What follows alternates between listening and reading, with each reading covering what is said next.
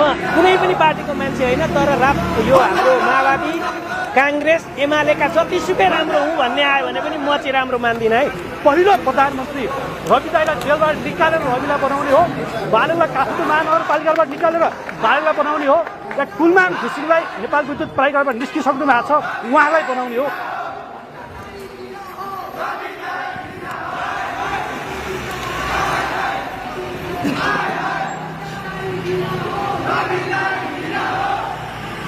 हामी चाहिँ पहिलो पटक कुनै पार्टीको केन्द्रीय कार्यालयमा टेकेको यो पहिलो इतिहास हो। यो पाइलालाई देखिरहँदा मैले यो सोचेर आएको छु कि म यो पार्टीको कार्यकर्ता होइन।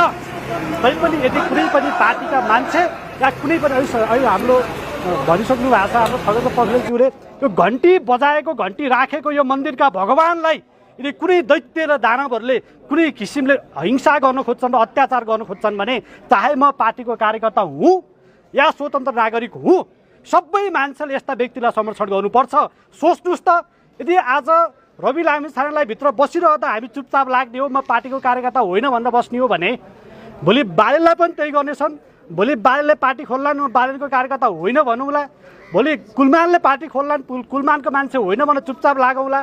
अनि यो देशमा राम्रा राम्रा मान्छे सबै सकिने, अनि तपाईँमा हामी मान्छेले कसबाट आशा गर्ने? यसर्थ यो देश बनाउने हो भने यस्ता व्यक्तिलाई अहिले नै सजाय दिन खोज्ने यी पात्र जो सत्ता सम्हालेर बसेका छन्, यी पात्रलाई हामीले दुष्ट भन्नुपर्छ। यी पात्रलाई हामीले बलिदान दिनको निमित्त पनि बलिदान उनीहरूलाई दिलाउनको निमित्त तयार हुनुपर्छ। यदि आज हामी चुपचाप लागेर बस्यौँ भने सोच्नुहोस्, भोलि बिहान यो देशमा न रवि लामिछाने जन्मनेछन्, न बालेन शाह जन्मनेछन्, न कुलमान घिसिङ जन्मनेछन्, न हर्क साम्पाङ जन्मनेछन्, न गोपी हमाल जन्मनेछन्, न त सच्चा देशभक्त जन्मनेछ।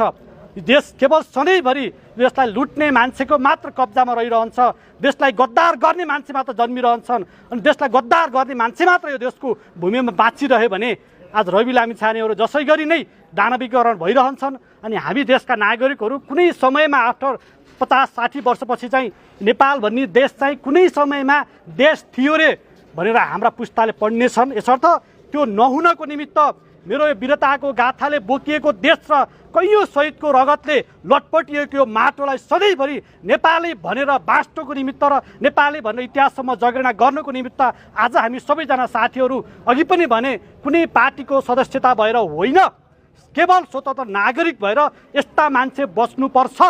आज जेल जानुपर्ने मान्छेहरू सत्ताको कुर्सीमा छन्, सत्ताको कुर्सीमा जानुपर्ने मान्छेहरू जेलभित्र छन्। अदालतप्रति मेरो अवहेलना छैन, तर अदालतका सबै कुरा मान्ने हो भने अफ्ताब आलमलाई जुन निर्णय